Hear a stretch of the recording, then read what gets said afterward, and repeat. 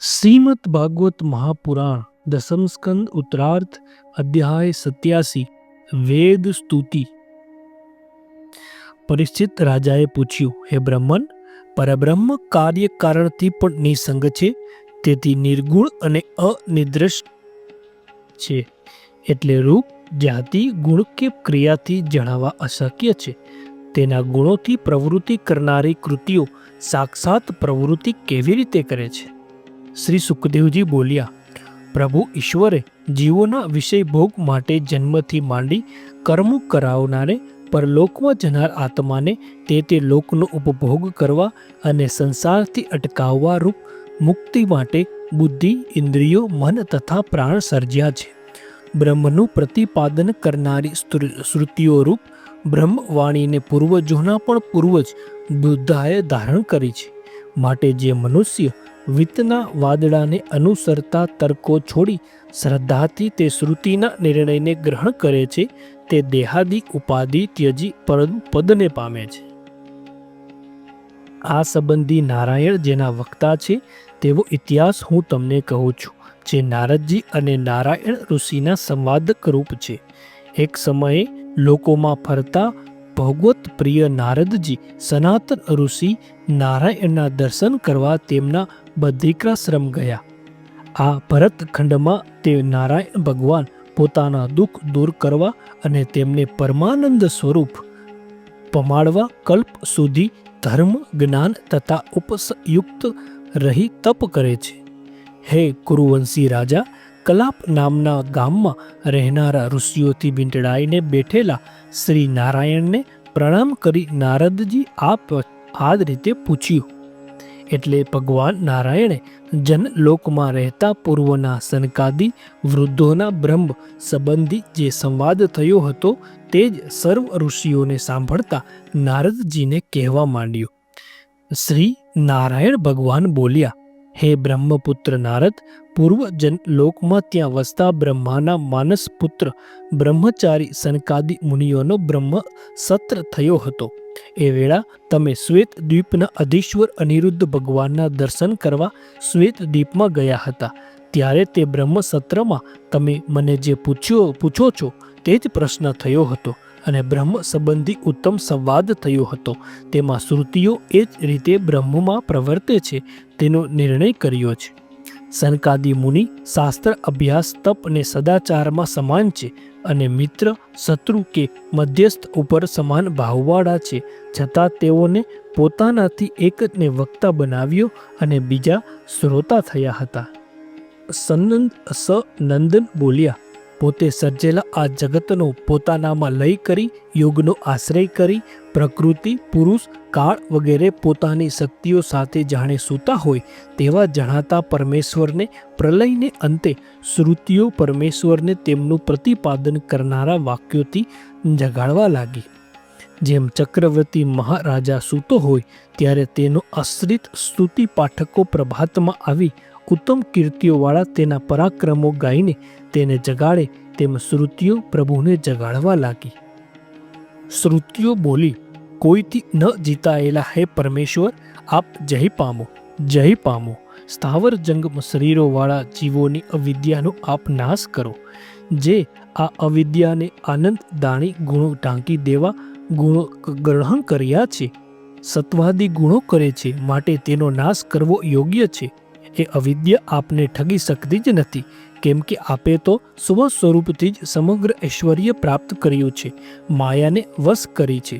જીવો જ્ઞાન, વૈરાગ્ય વગેરેથી અવિદ્યાનો નાશ નથી કરી શકાતા, કારણ કે હે સર્વ શક્તિને જગાડનારા, આપ જ જીવોનો અંતર્યામી અને સર્વ શક્તિના પ્રકાશક છો। તેથી જીવો જ્ઞાન વગેરે મેળવવામાં સ્વતંત્ર નથી। આપ અખંડિત જ્ઞાન, ઐશ્વર્ય વગેરે ગુણોવાળા હોય જીવોની કર્મ જ્ઞાનના દિશદક્તિઓ જાગ્રત કરી એમની અવિદ્યાનો નાશ કરો છો, તેમાં અમે પ્રમાણ છીએ। કોઈ વેળા સૃષ્ટિ આદિના સમયે માયાની સાથે ક્રીડા કરતા છતાં નિત્ય અવિનાશી ઐશ્વર્યપણાથી અને કેવળ સત્ય જ્ઞાન તથા અનંત આનંદ રસ સ્વરૂપ વર્તવા આપને વેદ સિદ્ધ કરે છે। કદાચ આપ કહો કે વેદો એ રીતે મને ક્યાં સિદ્ધ કરે છે, કારણ કે ઇન્દ્રો યાતોડ વસિષ્ઠ રાજા. રાજા ઇન્દ્ર સ્થાવર તથા જંગમનો રાજા ઈશ્વર છે. આ વેદ વાક્ય ઇન્દ્રને સ્થાવર જંગમનો ઈશ્વર સિદ્ધ કરે છે અને તે જ પ્રમાણે અગ્નિ મૂર્ધા દિવઃ વક્તુત્વ પતિઃ પૃથિત્વવા અયવઃ. આ અગ્નિ સૂર્ય રૂપે સર્વલોકનું મસ્તક છે અને જઠરાગ્નિ રૂપે પૃથ્વીનો શ્રેષ્ઠ પાલક છે. આ વેદ વાક્ય વળી અગ્નિને ઈશ્વર ઠરાવે છે. આ વેદ વાક્ય તો અગ્નિ આદિ દેવોને સિદ્ધ કરે છે. તેનું કેમ? આના ઉત્તરમાં અમે કહીએ છીએ કે જોવામાં આવતા આ ઇન્દ્ર વગેરે સર્વ પદાર્થો બ્રહ્મ જ છે એમ વિદ્વાનો જાણે છે. કારણ કે કેવળ એક બ્રહ્મ જ બાકી રહે છે અને બ્રહ્મથી સર્વની ઉત્પત્તિ તથા નાશ પણ થાય છે. કારણ કે બ્રહ્મ જ સર્વનું ઉપાદાન કારણ છે. તો બ્રહ્મમાં વિકાર રૂપી પ્રાપ્ત કેમ થયું એ કેમ ન માનવું? કેમ કે સ્વર્ગ સર્વની ઉત્પત્તિ તથા લય બ્રહ્મથી થાય છે, છતાં તે અવિકારી રહે છે. પ્રપંચનું પોતે અધિષ્ઠાપન હોય વિકારથી રહિત જ રહે છે. જેમ કડા વગેરે પદાર્થો માટીમાંથી ઉત્પન્ન થાય છે અને પાછા માટીમાં લય પામે છે, તેમ વાણીથી ઉચ્ચરાતા નામ એ વિકાર છે. પણ ખરી રીતે કોડિયા વગેરે નામ સિવાય માટીમાં કોઈ જાતનો વિકાર જ નથી. ખરું જોતા માટી એ જ સત્ય વસ્તુ છે.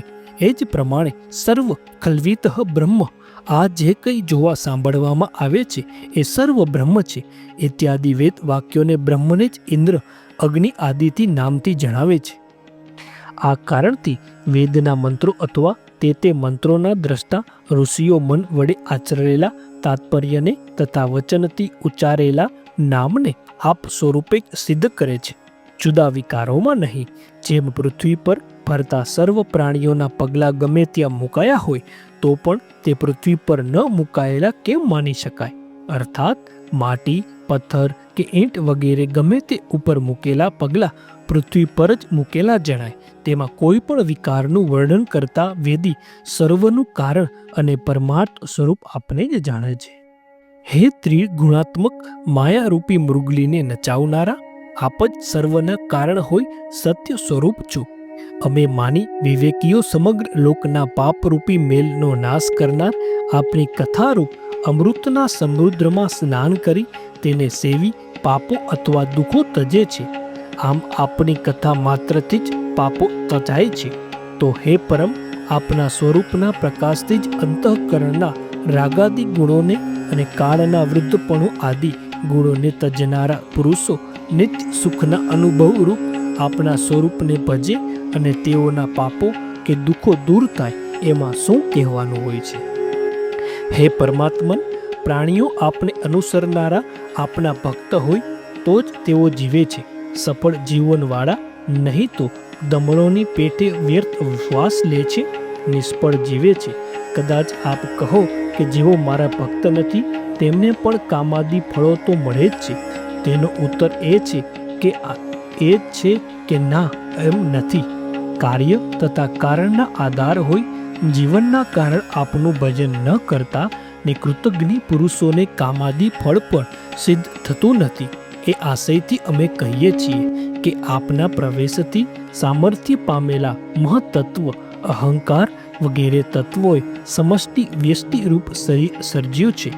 તેમજ તેમાં અન્નમય, પ્રાણમય, મનોમય, વિજ્ઞાનમય અને આનંદમય નામના 5 કોષો છે. જેવો દેહ, પ્રાણ, મન, બુદ્ધિ તથા જ્ઞાનરૂપ છે, તેમાં પણ પ્રવેશ કરી પરોવાય તે કોષોના આકારવાળા થઈ જે ચેતના આપે છે તે આપ છો. ત્યારે તો મારામાં સત્વપણું અને અસંગપણું કેમ હોઈ શકે? તેનો ઉત્તર આ જ છે કે કહેવાતા અન્નમય વગેરે કોષોમાં છેલ્લા જે બ્રહ્મ કહ્યા તે આપ જ છો. આપ કહેશો કે અન્નમયાદિ કોષોમાં પરોવાઈને વર્તતા મારા અસંગપણાનો તો નાશ થાય જ. તેનું કેમ? તો સ્થૂળ અને સૂક્ષ્મ યાદિ કોષોને જ સાક્ષી છે. તે કોષોનો ત્યાગ કરતા અત્યાજય સ્વરૂપે જ પામી રહે છે અને તેથી જ જે સત્ય છે તે જ આપ છો. પછી તે કોષોમાં મારું પરોવાઈને રહેવાપણું શા માટે કહ્યું? તેનો ઉત્તર આ છે કે શાખંદ્ર યામની પેઠે આપનું શુદ્ધ સ્વરૂપ જણાવવા તે કોષોમાં પરોવાપણું કહ્યું છે. જેમ કોઈને બીજનો ચંદ્ર દેખાડવો હોય ત્યારે પેલા ઝાડની શાખા ઉપર ચંદ્ર દેખાય છે એમ કહેવાય છે, તેમ આપનું શુદ્ધ સ્વરૂપ દર્શાવવા તે કોષમાં આપનું પરોવાય રહેવાપણું કહ્યું છે.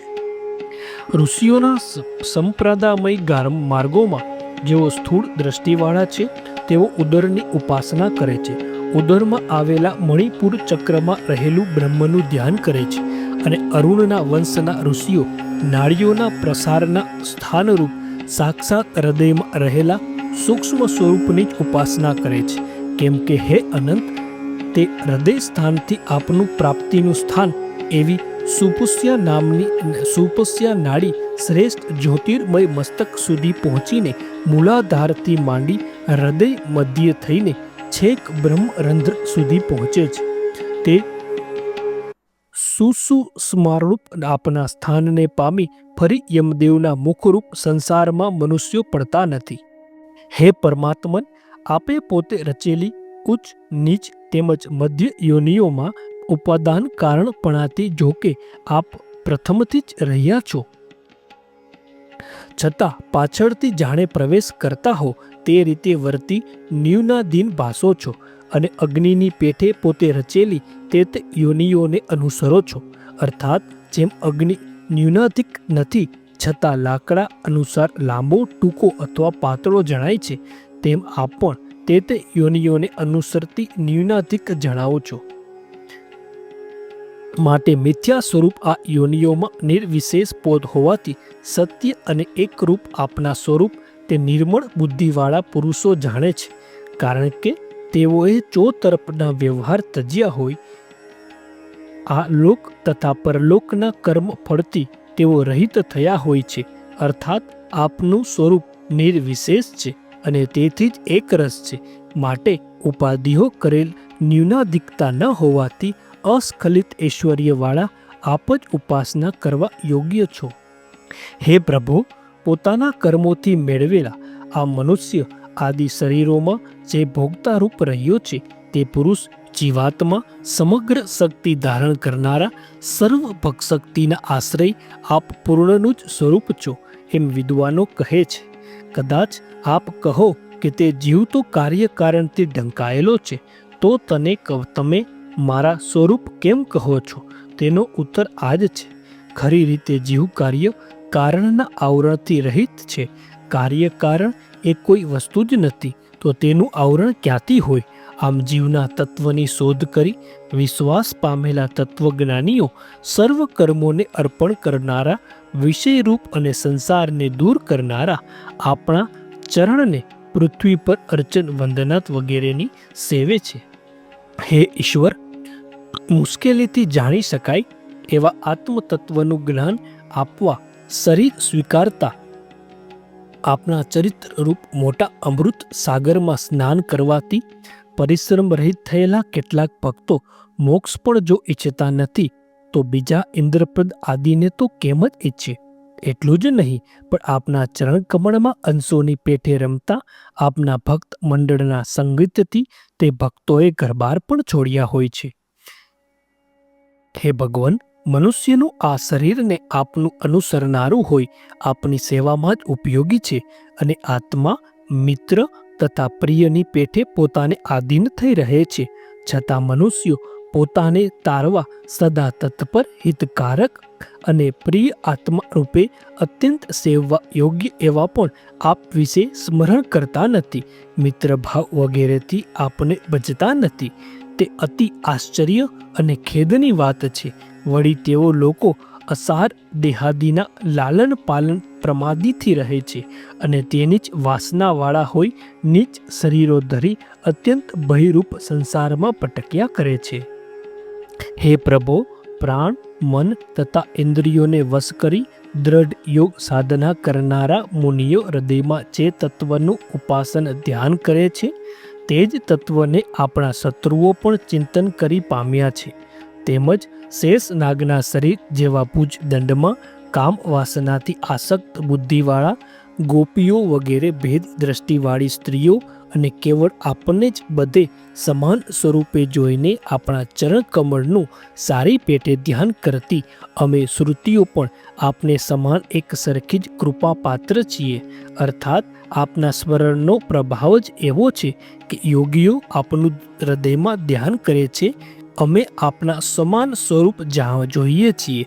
ગોપીઓ આપને કામ વાસનાની ભેદ દ્રષ્ટિથી ચિંતવે છે અને શત્રુઓ દ્વેષ બુદ્ધિથી ચિંતવે છે, છતાં તેઓ સર્વને આપનું સ્મરણ આપની સમીપ પહોંચાડે છે.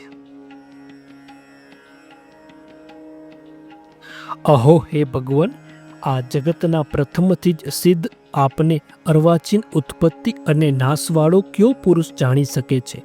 કારણ કે આપથી સૌ પહેલા ઋષિ બ્રહ્મા, તેમની પાછળ આધ્યાત્મિક અને આધિદૈવિક એમ બે પ્રકારના દેવગણો અને તે પછી બધા અર્વાચીન જીવો ઉત્પન્ન થયા છે. આપ જ્યારે સર્વને પોતાના લય તરીકે સુવો છો ત્યારે જીવોને જ્ઞાન પ્રાપ્તિનું સાધન કંઈ પણ હોતું નથી. કારણ કે તે વખતે સત એટલે સ્થૂળ આકાશ વગેરે, અસત એટલે સૂક્ષ્મ મહાતત્વ વગેરે, સત અસત એ બંનેથી બનેલું શરીર, તે બધામાં નિમિત્ત રૂપે કાળનું વૈષમય અને ઇન્દ્રિય પ્રાણ વગેરે કંઈ હોતું નથી. તેમજ જ્ઞાન દર્શાવનારું કોઈ પણ શાસ્ત્ર હોતું નથી. તાત્પર્ય કે દેહાદિ ઉપાધિએ આપણી અંતર પાડેલા અને કાળથી મલિન અંતઃકરણવાળા અર્વાચીન સૃષ્ટિના જીવોને આપ ભગવાનનું જ્ઞાન મેળવવા સામર્થ્ય જ નથી. વેદ પણ કહે છે, ન તહ વિદાત ય ઇમા જજના ન્યુદુહ માન કરવરમ બબુહ. તમે એ ભગવાનને જાણતા નથી, કારણ કે એ ભગવાન અને તમારી વચ્ચે મોટું અંતર હોતું નથી. તો પણ તે વખત પરમાત્માનું જ્ઞાન પામવાની કોઈ સાધન હોતું નથી. તેથી પણ ભગવાનનું જ્ઞાન મેળવવામાં જીવનું સામર્થ્ય નથી. માટે કેવળ આપનું શરણ લઈ આપના સ્મરણ કીર્તિના રૂપ આપની ભક્તિ કરવી એ જ સૌથી સહેલો ઉપાય છે. હે પરમેશ્વર, વૈશિક શબ્દ પદાર્થવાદી કણાદમતના અનુયાયી નવીન તર્કશાસ્ત્રીઓ કહે છે કે આ જગત પ્રથમ હતું જ નહીં, પણ પછીથી તેની ઉત્પત્તિ થઈ છે. પાતંજલ યોગશાસ્ત્ર કહે છે કે જીવમાં પ્રથમ બ્રહ્મપણું હોતું જ નથી, પણ યોગના પ્રભાવથી તેમાં બ્રહ્મપણાની ઉત્પત્તિ થાય છે.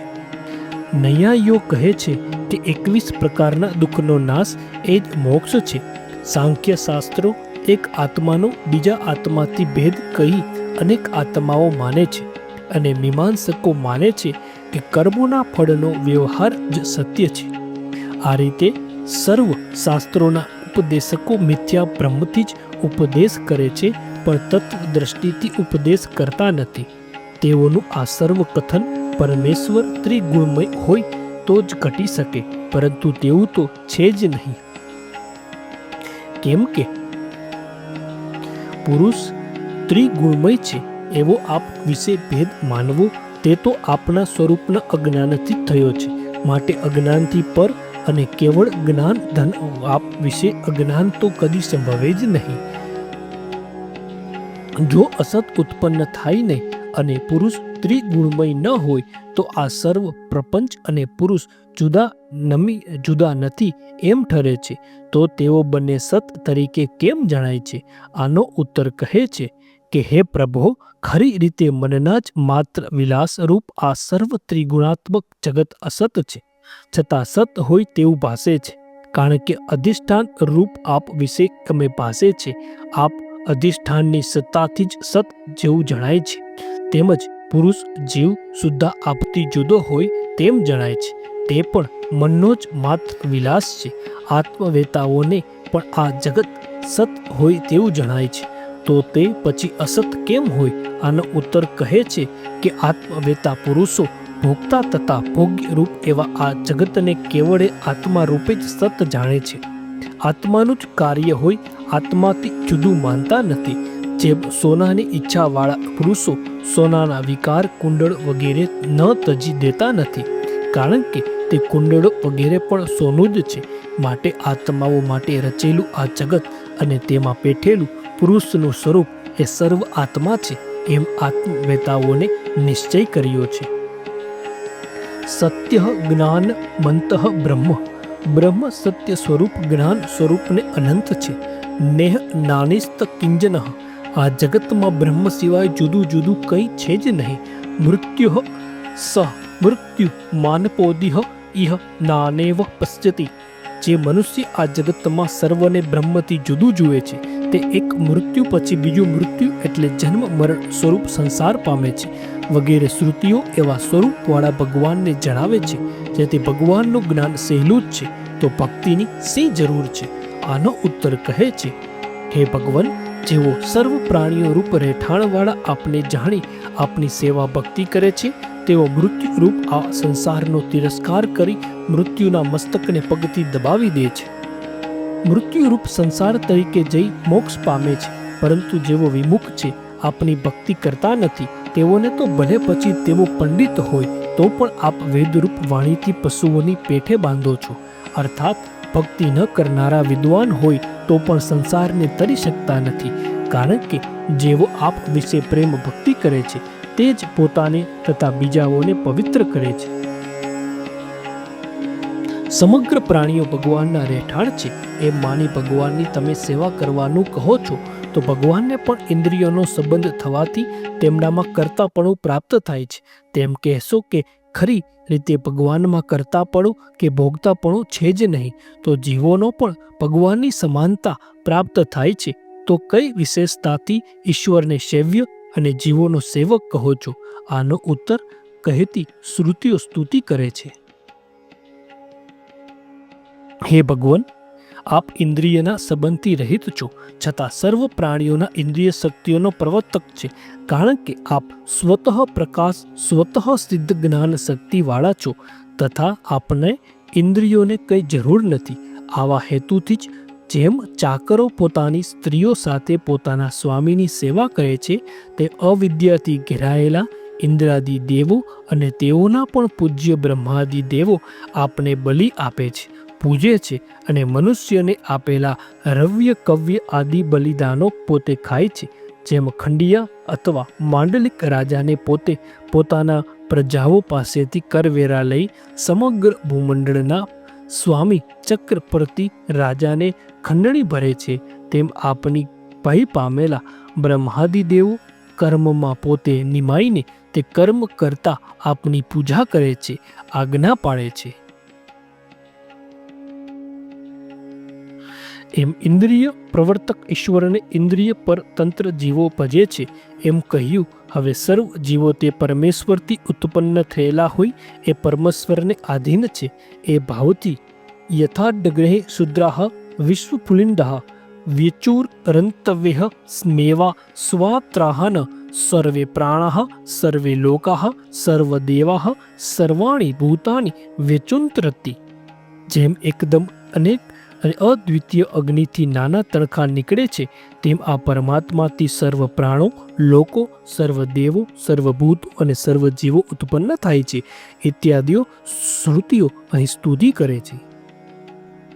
હે નિત્ય મુક્ત પરમાત્મન, માયાથી પર એટલે માયાના સંગથી રહિત એવા આપ કેવળ સહેજ નજર કરવા રૂપે આપની તે માયા સાથે ક્રીડા કરો છો ત્યારે સ્થાવર જંગમ જાતિથી યુક્ત શરીરવાળા જીવો ઉત્પન્ન થાય છે. કેવળ આપની નજર પડતા જ ઉત્પન્ન થયેલા કર્મો અથવા તે કર્મોવાળા લિંગ શરીરો સાથે તે જીવો સંબંધ પામે છે. કર્મો કે કર્મોવાળા લિંગ શરીરોની ઉત્પત્તિની શી જરૂર છે? કેવળ મારી ઈચ્છાથી જ તે જીવો ઉત્પન્ન થતા હશે એમ આપ નહીં કહી શકો, કારણ કે આપ વિશે વિષમતા તો છે જ નહીં. તેથી એવી વિષમ સૃષ્ટિનો સંબંધ કદી હોઈ શકે નહીં. એ કહે છે, આપ સર્વોત્કૃષ્ટ પરમ દયાળુ છો, તેથી આકાશની પેટે બધે તપા સમાન ભાવે વર્તો છો. માટે આપને કોઈ પોતાનો જ કે પારકો છે જ નહીં. વળી આપ શૂન્યની પેઠે ધારણ કરો છો, કારણ કે આપ વાણી તથા મનના અવિષય છો. એમ પરમાત્માથી અવિદ્યાએ કરેલા કાર્યરૂપ ઉપાધિવાળા અને તે પરમાત્માના જ અંશરૂપ જીવે ઉત્પન્ન થાય છે અને તેઓ સંસારને પામ્યા કરતા હોય આપનું ભજન કરે છે એમ કહ્યું. તેમાં જો એક જ અવિદ્યા માનીએ તો જીવનું પણ એકપણું થાય. તેથી એકની મુક્તિ થતાં સર્વ જીવોની મુક્તિ થવાનો પ્રસંગ આવે. અનેક અવિદ્યાઓ માનવાથી એક અવિદ્યા નાશ કર્યા છતાં બીજી અનેક અવિદ્યા રહી જવાથી જીવનો બંધ દૂર થશે નહીં, તેથી મોક્ષ પણ નહીં થાય ઇત્યાદિ તર્ક બળથી ખરી રીતે જીવ અનેક જ છે એવું માનવું જ પડશે. બીજું જીવ તો અણુરૂપ છે એમ માનીએ તો આખા શરીરના દરેક અણુમાં વ્યાપક ચૈતન્ય છે એવો અનુભવ નહીં થાય. અને જો જીવને આ નાના શરીરમાં નાનો અને મોટા શરીરમાં મોટો છે એમ શરીર જેવડું માનીએ તો મધ્ય પરિમાણ અને અવયવવાળું થવાથી અનિત્ય થશે. આમ જીવને એક અણુ પરિમાણ તથા મધ્ય પરિણામવાળા માનવાથી દોષ આવે છે. માટે જીવ અનેક સર્વવ્યાપી અને નિત્ય છે. અને કેટલાક વૈશ્વિક ન્યાયોનો માને છે, પરંતુ વેદાંત સિદ્ધાંતમાં ઉપર જણાવેલો એક પણ દોષ આવતો નથી, કેમ કે અવિદ્યા ભેદ અથવા અવિદ્યાતાના શક્તિ ભેદ એટલે અંશ ભેદથી બુદ્ધ અને મુક્ત જીવતી વ્યવસ્થા સંભળે છે. જેમ અનેક ગળાઓથી એક ગળો ફૂટી જાય તેથી એક ગળાશય મહાકાશ રૂપી થયું, પણ બધા કટાશયો મહાકાશ રૂપી થતા નથી. અને ઈશ્વરને તો કોઈ પણ અંશે સંસારની શંકા સંભવતી નથી એમ કહેવાયું છે. સર્વ શ્રુતિઓમાં પણ આત્માની એકતા પ્રસિદ્ધ છે. વળી સર્વવ્યાપક અનેક જીવો માનતા મતને બૃહદારણ્ય ઉપનિષદના 3 અધ્યાત્મનું 7મું અંતર્યામી બ્રાહ્મણ પણ કબૂલ રહેતું નથી. એ વાત અહીં કહે છે. હે અવિનાશી ભગવાન, ખરી રીતે જીવો અનંત અવિનાશી તે સત્ય રૂપે જે નિત્ય અને સર્વવ્યાપી હોય તો તેઓમાં અને આપમાં સમાનપણું થતાં તે જીવોમાં સાસ્યપણું ઘટે નહીં અને તેને લીધે આપની તેઓનું નિયમન પણ થઈ શકે નહીં. માટે અમે ન માનીએ તો જ શરીર તો જ જીવમાં સાસ્યપણું અને આપમાં શાસકપણું ઘટે છે. તે આ રીતે જે વસ્તુ ઉપાધિને લીધે પદાર્થના વિકાર રૂપે ઉત્પન્ન થઈ હોય તે પદાર્થ તે વસ્તુનો નિયામક હોય છે, કારણ કે તે કાર્યરૂપ વસ્તુમાં કારણપણે અનુસરતો તે પદાર્થ કારણપણાથી તેને છોડી જ નહીં. જે અને તે શબ્દોથી તમે શું જાણ્યું? આ પ્રશ્નનો ઉત્તર આવો છે કે અમે જાણીએ છીએ કે એમ કહેનારાઓને તે પરબ્રહ્મ લગભગ જણાયા જ નથી, કારણ કે તે જ્ઞાનના વિષય નથી. વળી જાણેલી સર્વ વસ્તુ દોષથી દુષ્ટ હોય, અર્થાત જે અને તે એ 2 શબ્દોથી જ કહી શકાય એવી જ પરમાત્મા રૂપ વસ્તુ છે. તે અતકર્ય છે, સર્વમાં કારણકારી અનુસરે છે, બધે સમાનપણે રહેલી છે અને સર્વના નિયંતા રૂપ છે. જો પરમાત્માથી જીવો ઉત્પન્ન થાય છે અને પરમાત્માને નિયંતા તથા જીવોને નિમત્સ્ય કહો છો તો જીવોને અનિત્યપણું પ્રાપ્ત થાય છે. એમ જીવનો નાશ માનવાથી કરેલા શુભાશુભ કર્મોના ફળોનો નાશ થવારૂપ કૃતના દોષ અને નવા જીવની ઉત્પત્તિ માનવાથી પૂર્વ જન્મોના શુભાશુભ કર્મ વિના સુખ દુઃખની પ્રાપ્તિ થવારૂપ અકૃતાભ્ય દોષ પ્રાપ્ત થાય છે. વળી તેનો મોક્ષ એટલે સ્વરૂપની હાનિ જ સિદ્ધ થાય છે અને જ તે કંઈ યુક્ત નથી, કારણ કે સ્વપ્રકાશ અને આનંદ સ્વરૂપ આત્માને અવિદ્યાએ કરેલો અનર્થ માત્ર દૂર થાય એ જ મોક્ષ છે એમ સિદ્ધાંત રૂપે સ્વીકારેલ છે. આવી કોઈ શંકા કરે તો તેના સમાધાનમાં ઉપાધિના જન્મથી જ જીવોનો જન્મ કહેવાય છે. જીવનો પોતાનો જન્મ જ નથી એ આશય નીચેના શ્લોકમાં કહે છે. તેમાં પ્રથમ પ્રશ્ન છે કે પ્રકૃતિને જીવ રૂપે ઉત્પત્તિ થાય છે અથવા પુરુષને જીવરૂપી ઉત્પત્તિ થાય છે કે પ્રકૃતિ તથા પુરુષ બંનેને જીવરૂપે ઉત્પત્તિ થાય છે? તો પહેલો પક્ષ સ્વીકારશો તો જીવોને જડપણું પ્રાપ્ત થાય છે, બીજો પક્ષ સ્વીકારશો તો પુરુષોમાં વિકારપણું પ્રાપ્ત થાય છે અને તેથી જ ત્રીજો પક્ષ પણ તો ઘટતો નથી. એ કહે છે કે પ્રકૃતિ તથા પુરુષ બંને અજન્મા છે, માટે બંનેની ઉત્પત્તિ ઘટતી નથી, પણ બંને પ્રકૃતિનો તથા પુરુષનો યોગ એટલે પરસ્પર અધ્યાય થાય છે. આત્માનો સત્ય સ્ફૂર્તિ રૂપે પ્રકૃતિમાં એટલે અંતઃકરણમાં અને શરીરમાં સત્સર્ગ અસાધ્ય છે અને પ્રકૃતિ આત્મામાં સ્વરૂપ અધ્યાય છે. આ રીતે પરસ્પરનો અધ્યાસ થવાથી જીવ શરીર છે કાળો છે, આંધળો છે, સુખી છે, દુઃખી છે, બ્રાહ્મણ છે વગેરે શરીર, ઇન્દ્રિય અને મનના પોતાના આરોપ કરી પોતાને જન્મ લેનારો અને મરનારો માની લે છે. આ સ્વરૂપ અધ્યાસ છે. તેમજ આત્માના સત આનંદાદી સ્વરૂપને પ્રકૃતિના ધર્મ રૂપે માનવું. તેથી જ પ્રાણાદિ ઉપાધિવાળા જીવો ઉત્પન્ન થાય છે. જેમ કેવળ જળથી અથવા વાયુથી પરપોટા ઉત્પન્ન થતા નથી, પણ જળ અને વાયુ બંનેના મળવાથી જ પરપોટા ઉત્પન્ન થાય છે. પરપોટાની ઉત્પત્તિમાં જેમ વાયુ નિમિત્તકારક છે અને જળ ઉપાદાનકારક છે, તેમ જીવોની ઉત્પત્તિ પણ પ્રકૃતિ નિમિત્ત કારણ અને પુરુષ ઉપાદાનકારક છે. આ ઉપારથી પુરુષમાં વિકારપણું પ્રાપ્ત થાય છે એમ ન કહેવું, કારણ કે પરિણામ એમ સ્વીકારતા નથી. કેટલાક વિદ્વાનો પરિણામ સુકારી પુરુષમાં વિકારપણું આવવાના ભયથી નિમિત્તકારક અને ઉપાદાનકારકને વિપરીત સ્વીકારે છે. ગમે તેવા માનો, પણ પુરુષ તથા પ્રકૃતિ એ બંને એકતાથી જ જીવોની પ્રાપ્તિ થાય છે એ વાત સિદ્ધ જ છે. આ રીતે એક મેવા દ્વિતીય બ્રહ્મ અજા મે કામ અવિનાશી વાડ રેત્યાત્મા ઇત્યાદિ શ્રુતિઓના બળથી જીવોની ઉત્પત્તિ કેવળ ઔપાધિકથી માનેલી છે, પણ સત્ય નથી એમ અહીં કહ્યું છે. ઉપાધિનો લય થતાં ફરી જીવોનો પરમાત્મામાં લય થાય છે એમ પણ શ્રુતિઓમાં કહેલું છે. તેથી પણ જીવોનો જન્મ સત્ય નથી. એ કહે છે કે અમે જીવોને ખરી રીતે જન્મ નથી, તેથી જ જીવો સુસુપ્તિ અને પ્રલય વેળા અનેક પ્રકારની કાર્યોપાધિ સાથે ફરી સર્વના કારણ આપ વિશે લય પામે છે.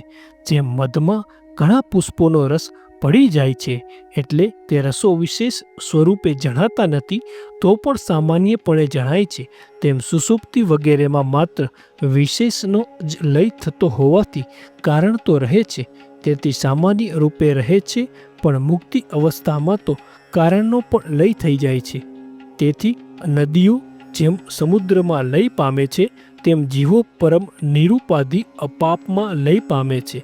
નામ રૂપથી પણ અત્યંત રહિત થાય છે. એમ પરમેશ્વરથી જીવો ઉત્પન્ન થાય છે અને પરમેશ્વરને વશ રહી કર્મો કરતા ફરી તે પરમેશ્વરમાં લય પામે છે. આમ સંસાર ચક્રમાં પરિભ્રમણ દર્શાવવું.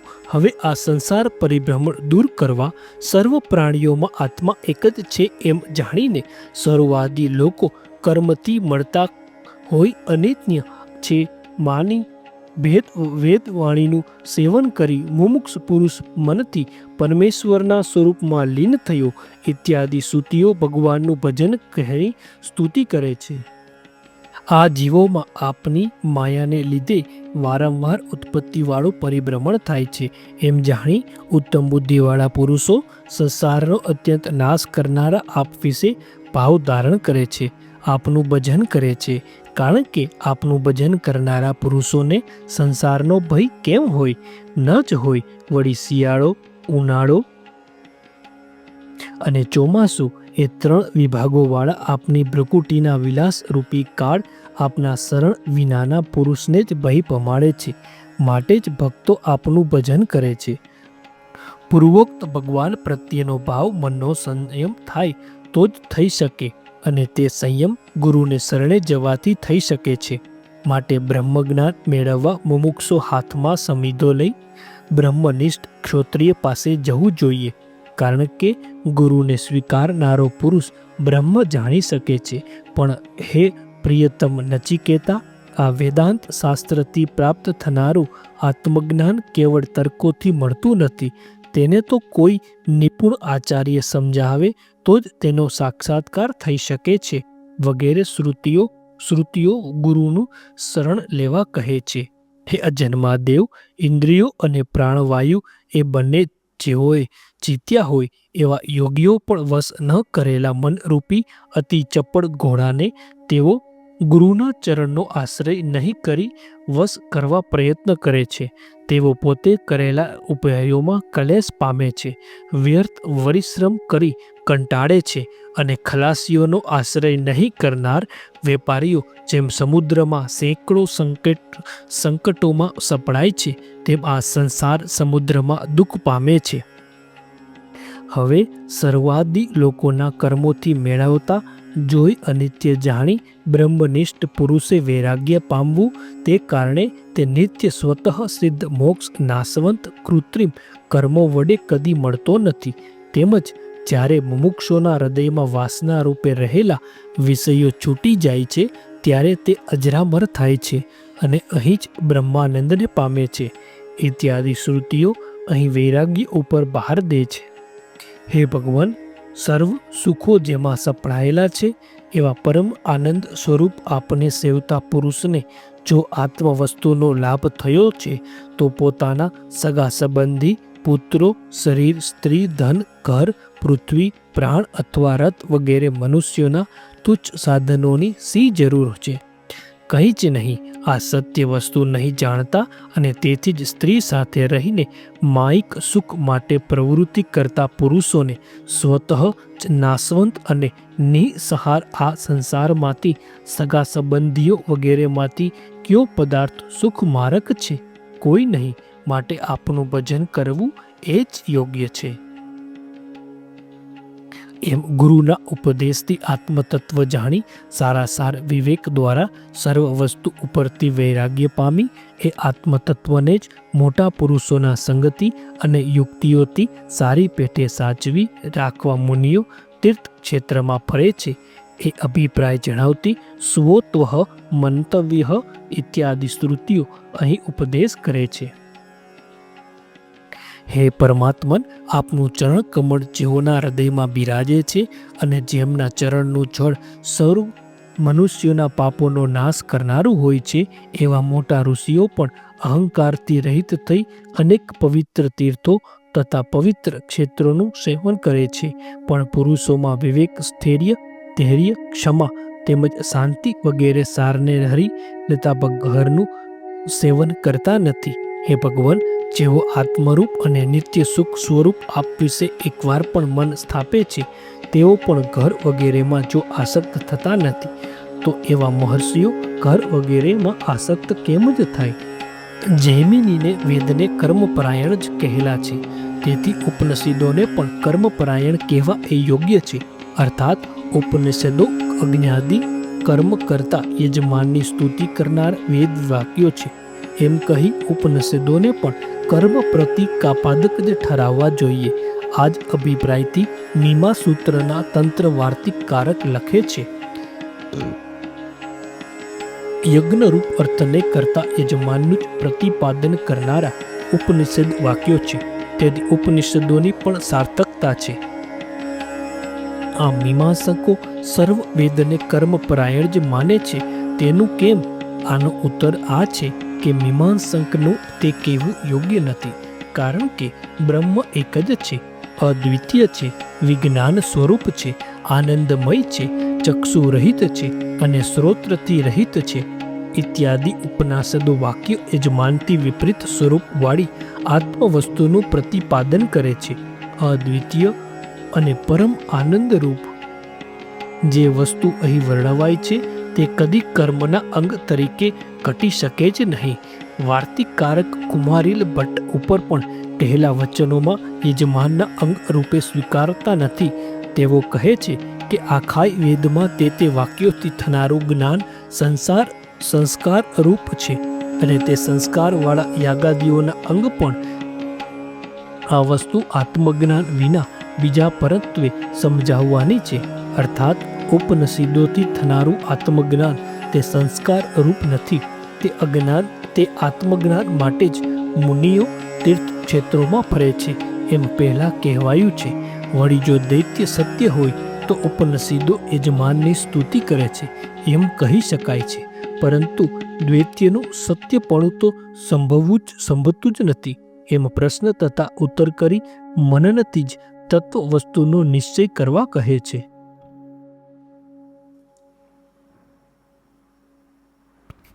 આ જગત સત્ય હોવું જોઈએ, કારણ કે તે સત્ય બ્રહ્મથી ઉત્પન્ન થયું છે. જે વસ્તુ જેનાથી ઉત્પન્ન થાય તે વસ્તુ તે રૂપ જ હોય. જેમ સોનાથી ઉત્પન્ન થયેલ કુંડળ વગેરે તેનું જ છે, તેમ આનો ઉત્તર આ છે કે કે તમે કહેલા અનુમાનથી તમે સત્યરૂપ બ્રહ્મથી જગતનો જે અભેદ સિદ્ધ કરવા ઈચ્છો તો તે સિદ્ધ થઈ શકતો નથી, કારણ કે પૂર્વોક્ત અનુમાનમાં જે હેતુ તમે આપ્યો છે તે અપાદન રૂપ હોવાથી સત્ય બ્રહ્મથી ઉત્પન્ન થયું છે, માટે એમ કહેતા જ બ્રહ્મનો અપાદનકારક રૂપ નિર્દેશ થાય છે. તેથી જગતમાંની સત વિરોધી ભેદની પ્રતીતિમાં અભેદની પ્રતીતિ થઈ શકે નહીં. એ રીતે તમે કહેલું કહ્યું તે વિરુદ્ધ હોવાથી જગત અને સતનો અભેદ સિદ્ધ કરી શકાય નહીં, માટે તમે કરેલું અનુમાન તર્ક એટલે વિચાર કરવાથી બાધિત થાય છે.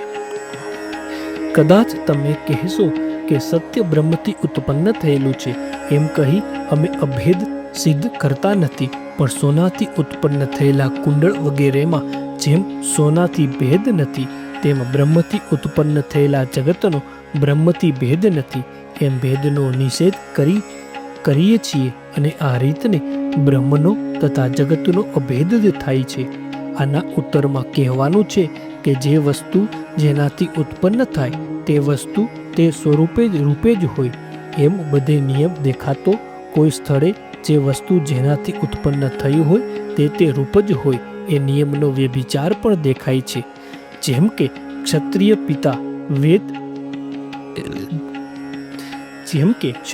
પિતા દેવદત્તી બ્રાહ્મણી સ્ત્રીમાં ઉત્પન્ન થયેલ પુત્ર ક્ષત્રિયને બદલે સૂત જાતિના ગણાવાથી સમાન જાતિવાળો દેખાતો નથી.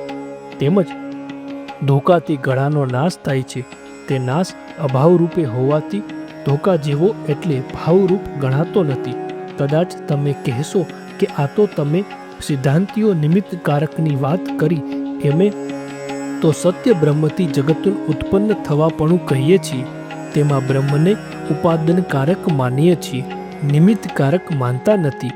એટલે પછી તમે કહેતા અનંત કાંતિરૂપ હૈત્યવાસ હોવા છતાં દોષ આવતો નથી. આના ઉત્તરમાં કહેવાનું કે કોઈ સ્થળે ઉપાદન કારણથી ઉત્પન્ન થયેલી વસ્તુ ઉપાદન કારણ રૂપ જ હોય એમ પણ ચોક્કસપણે દેખાતું નથી. જેમ દોરીમાં ભ્રાંતિથી સર્પ જણાય છે ત્યારે દોરી સર્પનું ઉપાદન કારક જ છે, છતાં તે દોરીથી સર્પ જુઓ જુદો છે. દોરી સત્ય છે, સર્પ મિથ્યા છે. જો સર્પ સત્ય હોય, જેમ કુંડળ વગેરે સોનાના કાર્યનો બાદ થતો નથી, તેમ દોરીમાં જણાયેલા સર્પને પણ ભ્રાંતિ દૂર થતાં બાદ થવો ન જોઈએ, પણ ભ્રાંતિ દૂર થતાં બાદ તો થાય જ છે. માટે ફરી પણ પૂર્વ પક્ષના મતમાં અનેક દર્શાવેલો અનેકાંતિક દોષ ઊભો જ છે. કદાચ તમે કહેશો કે દોરીમાં સર્પ દેખાય છે તેમાં કેવળ એકલી દોરી જ સર્પનું ઉપાદન કારક નથી, પણ અંધારાને લીધે દોરીનું જે અજ્ઞાન છે એ દોરીએ બંને સર્પનું ઉપાદન કારક છે, અને તેવું અજ્ઞાનયુક્ત ઉપાદન કારક હોય તે કાર્ય મિથ્યારૂપ હોય છે. માટે સર્પનું મિથ્યાપણું એ યોગ્ય જ છે. પણ જગતરૂપ કાર્ય તે સત્ય બ્રહ્મરૂપ એકલા જ ઉપાદન કારણથી ઉત્પન્ન થયું છે. તેથી જગત સત્ય કેમ ન હોય?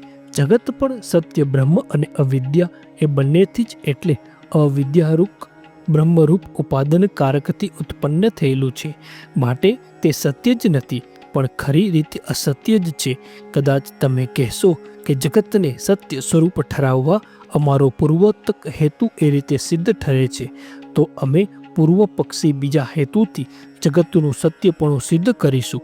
જેમ કે આ જગત સત્ય છે કારણ કે તેથી હર કોઈ કાર્યનો નિર્વાહ કરી શકે છે.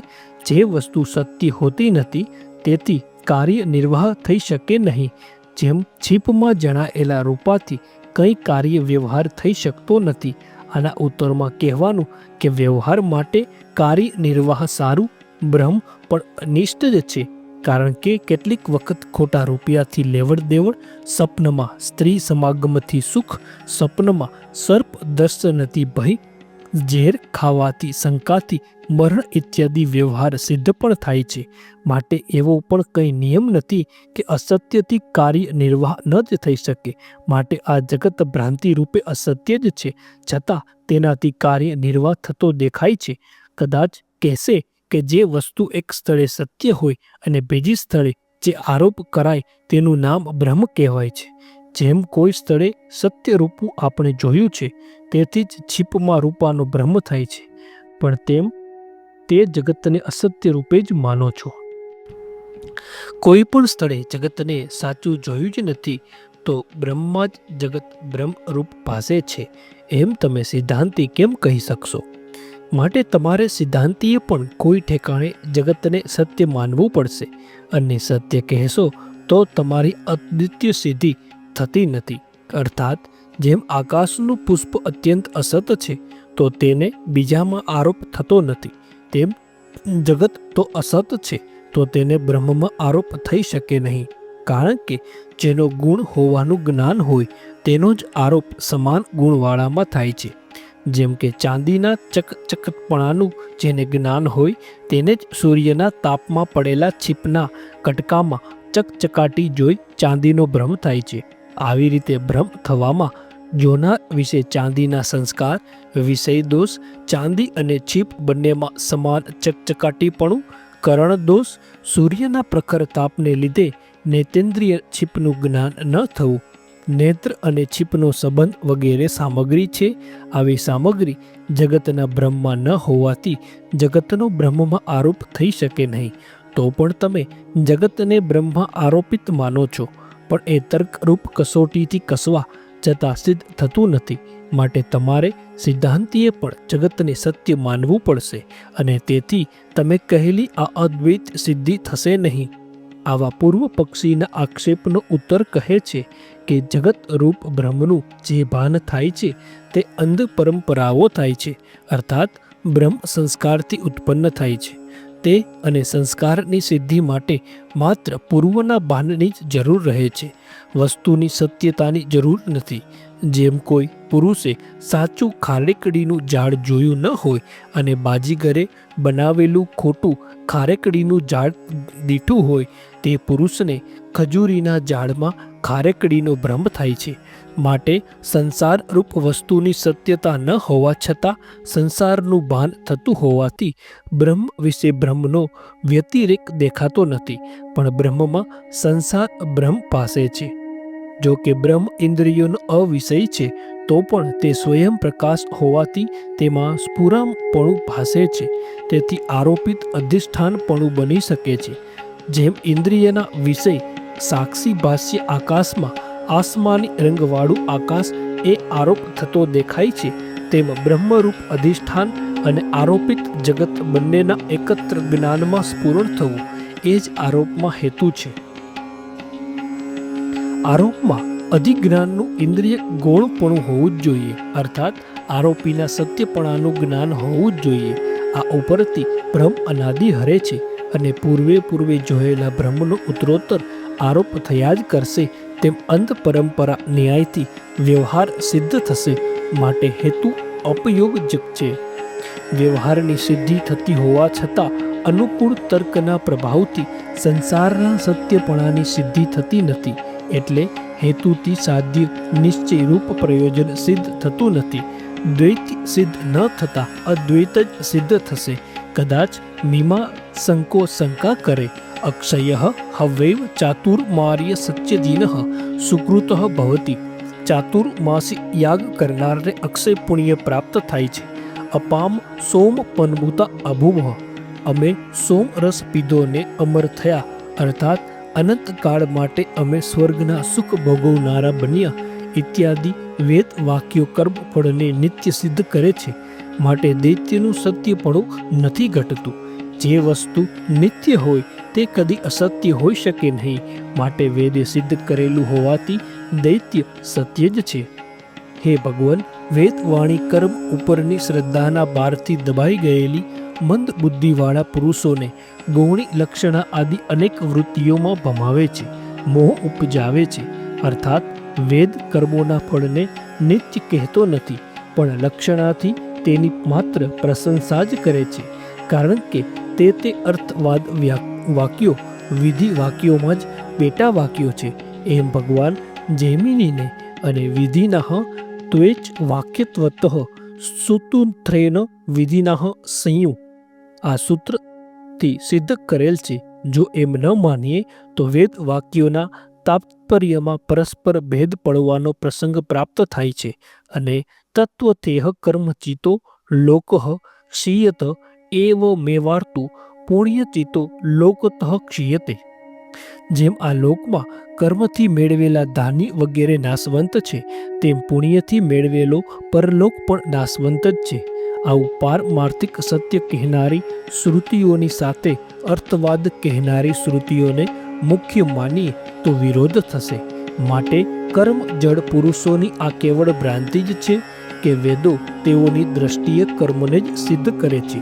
અને આ જ રીતે તસ્મદાહ એતસ્માદાત્મન આકાશઃ સંભૂતઃ, તે આ આત્માથી આકાશ ઉત્પન્ન થયું ઇત્યાદિ વેદ વાક્યોએ તાત્પર્ય સૃષ્ટિની ઉત્પત્તિને સત્ય કહેવા માટે નથી, પરંતુ બીજી રીતે જ છે. એ જ પ્રમાણે જગત સત્ય છે એમ માનવામાં કોઈ પ્રમાણ નથી એમ કહ્યું. હવે જગત અસત્ય જ છે એમ કહેવામાં સૃષ્ટિ અને પ્રલયને સૂચવતી યતો વાહ ઇમાની ભૂતાની જાયંતે, જેના વડે આ પ્રાણીઓ ઉત્પન્ન થાય છે, જેમાં રહ્યા છે અને અંતે જેમાં લય પામે છે તે બ્રહ્મ છે ઇત્યાદિ શ્રુતિઓ અને તે શ્રુતિઓનું જેનું મૂળ છે એવું અનુમાન પ્રમાણ કહે છે. જે કારણે આ જગત સૃષ્ટિનું પહેલાં ન હતું અને પ્રલય પછી નહીં હોય, તે કારણથી વસ્ત્રો પણ કેવળ એક જ સ્વરૂપ આપ વિશે મિથ્યા સ્વરૂપ જ ભાસે છે, આવો નિર્ણય કર્યો છે. તેથી માટી, સોનું વગેરે જુદા દ્રવ્યોના ઘડા, કુંડળ વગેરે કાર્યરૂપ ઉદાહરણ આપીને કારણ કાર્યની સમાનતા જણાવીને શ્રુતિને સંસારના મિથ્યાપણાની સમાનતા જણાવે છે. અર્થાત જેમ ઘડો વગેરે કાર્યોના આકારો માત્ર નામ રૂપ જ છે, તેથી તેના મૂળ કારણ માટી વગેરે જ કેવળ સત્ય છે, તેમ આ જગતમાં પણ આકાશાદિ કાર્યો માત્ર નામ રૂપ જ છે, તેઓનું કારણ કેવળ બ્રહ્મ જ સત્ય છે. શ્રુતિ પણ કહે છે યથા સૌમ કેન મૃત્યુ પડેહ સર્વ મુમુન્ય વિજ્ઞાતઃ ભવતિ. હે સૌમ્ય, જેમ એક કારણ રૂપ માટીને પિંડો જાણવાથી તેના કાર્ય ઘડા, સરાવડા વગેરે બધા માટીમય જાણી શકાય છે, તેમ કેવળ એક બ્રહ્મનું જ્ઞાન થતાં સર્વ વસ્તુ બ્રહ્મમય જાણી શકાય છે. તેમ વાચારમણીય વિકારો નામધેય મૃતિકેત્ય સત્યમાં ઘડા વગેરે વિકાર કેવળ નામના જ છે, તેથી વાણી વડે કેવળ તેનો માત્ર વ્યવહાર જ કરાય છે, પરંતુ તે સત્ય નથી તો માટી જ સત્ય છે. જેમ વિકાર રૂપ આ જગત કેવળ નામ માત્ર હોય મિથ્યા જ છે, બ્રહ્મ જ કેવળ સત્ય છે.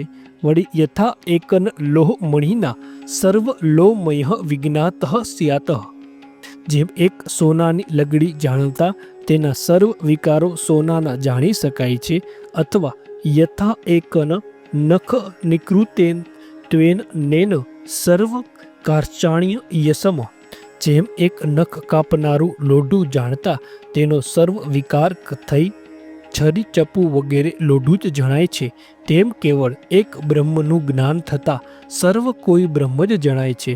માટે આ જગતની સત્યમાં કોઈ પ્રમાણ મળતા નથી અને અસત્યતામાં તો આ પ્રમાણો મળે છે.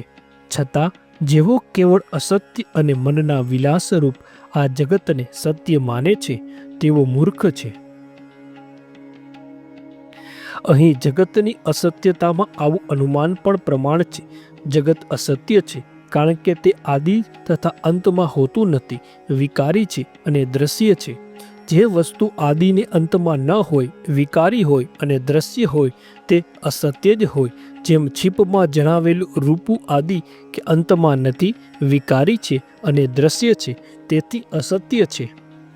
આ અનન્વી અનુમાન છે. તે જ પ્રમાણે વ્યતિરેકી અનુમાન પ્રમાણ દ્વારા પણ સંસારનું મિથ્યાપણું સિદ્ધ કરી શકાય છે. જેમ કે આત્મા સત્ય છે કારણ કે તે નિત્ય, નિર્વિકાર અને ઉત્પત્તિ અનાશથી રહિત છે. જે નિત્ય, નિર્વિકાર અને ઉત્પત્તિ તથા નાશથી રહિત ન હોય તે સત્ય પણ ન હોય, જેમ કે ઘડો વગેરે. આ વ્યતિરેકી અનુમાન છે. આ જ રીતે અન્યવી અને વ્યતિરેકી બંને જાતના અનુમાનોથી જગતનું મિથ્યાપણું સિદ્ધ થાય છે. અહીં શંકા થાય છે કે આ જગત જો છે જ નહીં તો અસત્ય જગત સાથે ચૈતન્યના સંબંધની ગંધ પણ ન હોવી જોઈ શકે. છતાં જીવે એકે કયો અપરાધ કર્યો છે કે જેથી તે સંસાર પામ્યા કરે છે, અને ઈશ્વરના એવા ક્યાં મોટા પુણ્ય છે કે જેથી તે નિત્ય મુક્ત છે? વળી કર્મકાંડના વિષયો ક્યાં છે? આ શંકાના સમાધાનમાં જીવ તથા ઈશ્વર નામના સુંદર ગતિવાળા બે પક્ષીઓ બિંબ પ્રતિબિંબ ભાવે નિત્ય સાથે રહે છે અને ઉપકાર્ય ઉપકાર ભાવે મિત્ર રૂપે વર્તતા હોય વૃક્ષ રૂપ એક જ શરીરનો આશ્રય કરે છે. તેમાંનો એક એટલે જીવ કર્મના ફળ સુખ વગેરે સ્વાદિષ્ટ લાગતા હોય તેમ તેને ભોગવે છે, ત્યારે બીજો ઈશ્વર કર્મોના ફળને ન ભોગવતો પ્રકાશ સ્વરૂપે બિરાજે છે. તેમજ અજામેકા, લોહિત, શુક્લ, કૃષ્ણામ ઇત્યાદિ શ્રુતિઓ અહીં જીવ તથા ઈશ્વરની વિશેષતા સમજાવે છે. જીવ માયાને લીધે અવિદ્યાને ભેટી પડે છે, તેથી દેહ, ઇન્દ્રિય વગેરે ગુણોને સેવતો તે ગુણોને પોતાના રૂપ માની તેની સમાનતા પામે છે. એટલે તે દેહ, ઇન્દ્રિય આદિના ધર્મોથી યુક્ત થાય છે અને તેથી જ તેના આનંદાદિ ગુણો ઢંકાઈ જતા તે સંસાર પામ્યા કરે છે. પરંતુ આપ ઈશ્વર તો સર્પ જેમ કાચડી છોડે તેમ માયા તજો છો, કેમ કે આપ તો નિત્ય પ્રાપ્ત મને અપરિમિત ઐશ્વર્યવાળા હોય અણિમાદી 8 પ્રકારના પરમેશ્વરમાં બિરાજો છો. એ પૂર્વક સાધન સમુદાયથી જેવો ભગવાનને ભજે છે તેઓ સંસાર તરે છે, અને જેઓ ભગવાનને ભજતા નથી તેઓ સંસારને પામ્યા કરે છે. એ વાત કહી.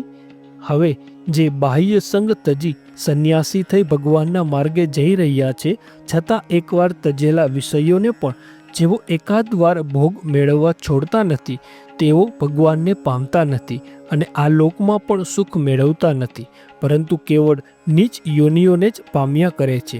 આવા પુરુષોનો શોક કરતા સનંદન ભગવાન કામાન્ય કામયતે મન્યમાન સ કર્મ બિરજાયતે તત્ર તત્ર.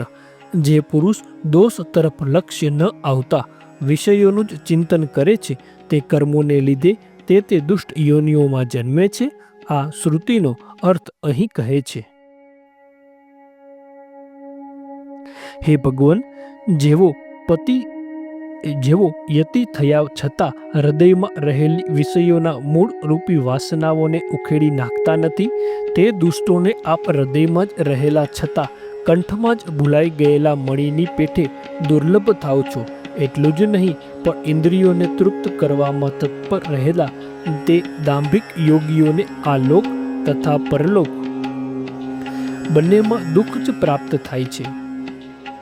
જેમ કોઈ માટે કદી નહીં મટેલા મૃત્યુથી દુઃખ થાય છે અને જેનું સ્વરૂપ જાણ્યું નથી એવા આપ ઈશ્વરથી પણ દુઃખ થાય છે.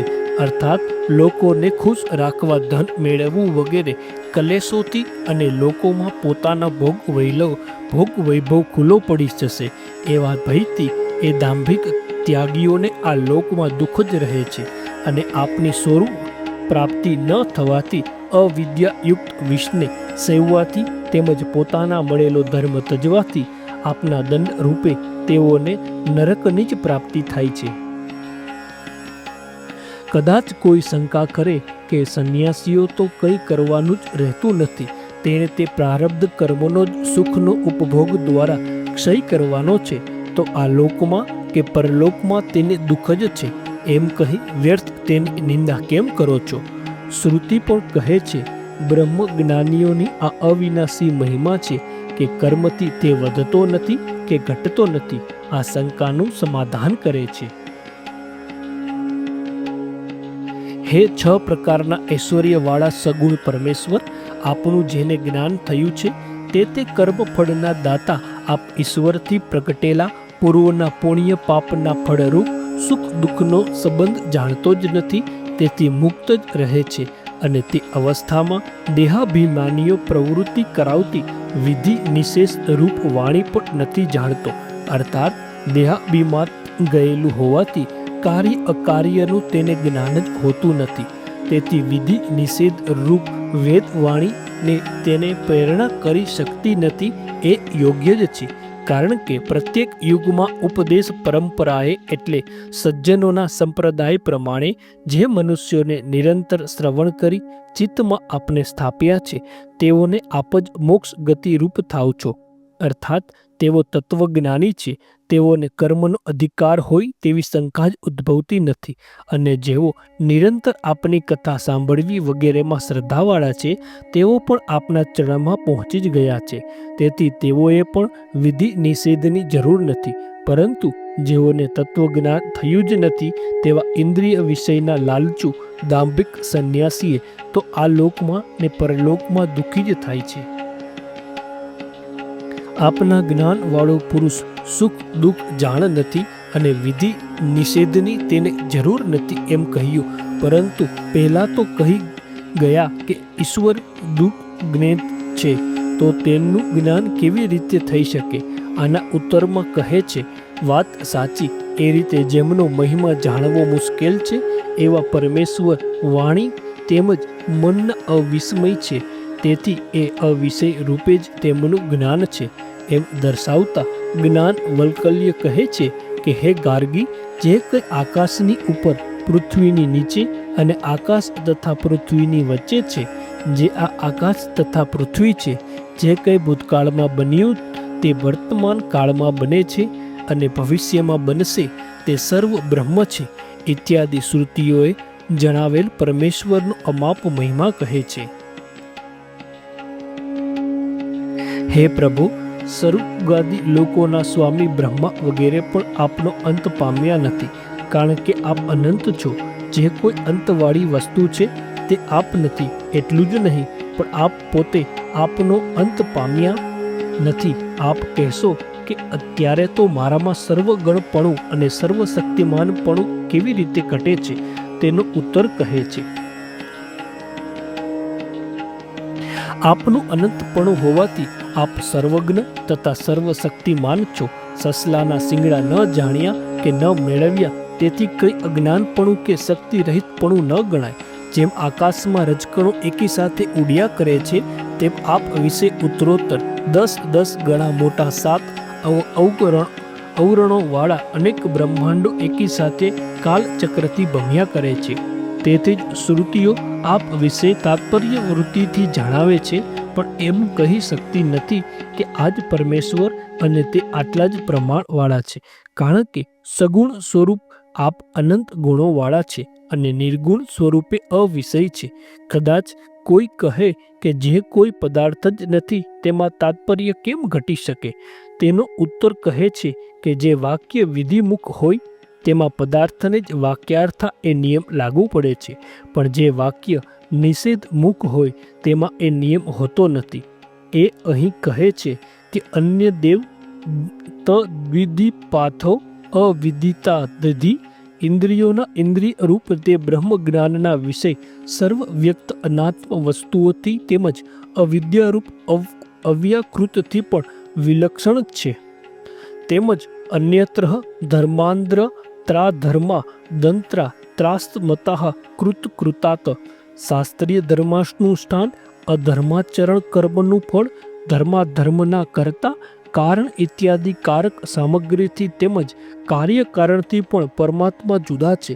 તેમજ અસ્થૂલપણું પરમાત્મામાં સ્થૂળ સૂક્ષ્મ હસ્વ દીર્ઘ કે ઇન્દ્રિયાદિ કારણયુક્ત નથી. ઇત્યાદિ મંત્રો નિષેધ મુક્તિ પરબ્રહ્મનું વર્ણન કરે છે તથા તત્વમસી તે પરબ્રહ્મ તું જીવ છે ઇત્યાદિ વાક્યો લક્ષણાવૃત્તિ દ્વારા આપને જણાવે છે. કદાચ કોઈ કહે કે શ્રુતિઓ એ રીતે સર્વનો નિષેધ કરી શૂન્ય જ જણાવતી હોય એમ લાગે છે. તેનો ઉત્તર કહે છે, શ્રુતિઓની સમાપ્તિ આપ વિશે જ છે. શ્રુતિઓ છેવટે આપને જ જણાવે છે, અર્થાત અવધિ વિનાનો નિષેધ સંભવી શકે નહીં. તેથી અવધિરૂપ આપનું જ શ્રુતિ અપ્રતિપાદન કરે છે. શ્રી નારાયણ ભગવાન બોલ્યા, હે નારદ, એમ બ્રહ્માના પુત્ર સનકાદિ મુનિઓએ વેદ સ્તુતિરૂપ આત્મતત્વનો આ ઉપદેશ સાંભળી આત્મતત્વ જાણી કૃતકૃત્ય થઈ સનંદની પૂજા કરી. એ રીતે સર્વથી પ્રથમ જન્મેલા આકાશ વિહારી મહાત્મા સનકાદિએ સમગ્ર વેદો, પુરાણો તથા ઉપનિષદોને સાર કાઢ્યો છે. હે બ્રહ્મપુત્ર નારદ, આ વેદ સ્તુતિરૂપ આત્મતત્વનો ઉપદેશ મનુષ્યોના વિશેલાભિલાષને બાળનાર છે. તેને શ્રદ્ધાથી મનમાં રાખી તમે ઈચ્છા અનુસાર પૃથ્વી પર ફરો. શ્રી સુખદેવજી બોલ્યા, હે રાજન, એમ નારાયણ ઋષિએ ઉપદેશેલ આત્મતત્વોપદેશ શ્રદ્ધાથી ગ્રહણ કરી આત્મ સાક્ષાત્કાર પામી કૃતકૃત્ય થયેલા નૈષિઠ મુનિ નારદ સાંભળેલો અર્થ મનમાં ધારણ કરતા બોલ્યા. નારદજી બોલ્યા, નિર્મળ કીર્તિવાળા તે શ્રી કૃષ્ણ ભગવાનને મારા નમસ્કાર હો, જે ભગવાન સર્વ પ્રાણીઓના મોક્ષ માટે ઉત્તમ અવતારો લે છે. એમ કહી આદિ ઋષિ એવા ભગવાન નારાયણને તથા તેમના મહાત્મા શિષ્યોને નમસ્કાર કરી નારદજી મારા સાક્ષાત પિતા વેદ વ્યાસના આશ્રમમાં ગયા. ત્યાં ભગવાન વેદ વ્યાસે તેમનો સત્કાર કર્યો. એટલે આસન સ્વીકારી નારદજીએ નારાયણના મુખથી સાંભળેલું આત્મહસ્ય તેમની આગળ વર્ણવ્યું. હે રાજન, તમે મને પ્રશ્ન કર્યો હતો કે અનિર્દેશ્ય અને નિર્ગુણ છતાં બ્રહ્મને શ્રુતિઓ કેવી રીતે વર્ણવે છે. તેના ઉત્તરમાં મેં તમારી પાસે વર્ણન કર્યું કે જે રીતે અનિર્દેશ્ય અને નિર્ગુણ બ્રહ્મમાં મન વર્તે છે તે રીતે શ્રુતિઓ પણ વર્ણવે છે. જે ભગવાન પોતાના સ્વસ્વરૂપમાં લય પામનારા જીવોને બધા પુરુષાર્થોથી સિદ્ધ થાય તે માટે આ જગતની સૃષ્ટિ, સ્થિતિ, પ્રલય વગેરેનો વિચાર કરે છે અને તેને વિચારી આ જગતની ઉત્પત્તિ, સ્થિતિ અને નાશરૂપ કર્મમાં વર્તે છે. જે પ્રકૃતિ તથા પુરુષના નિયંતા છે, જે જગત સર્જીને જીવની સાથે તેમાં પ્રવેશેલા અને જીવના ભોગ સ્થાનરૂપ સર્વ શરીરો બનાવી જીવને ભોગો આપતા તે શરીરોનું પાલન કરે છે.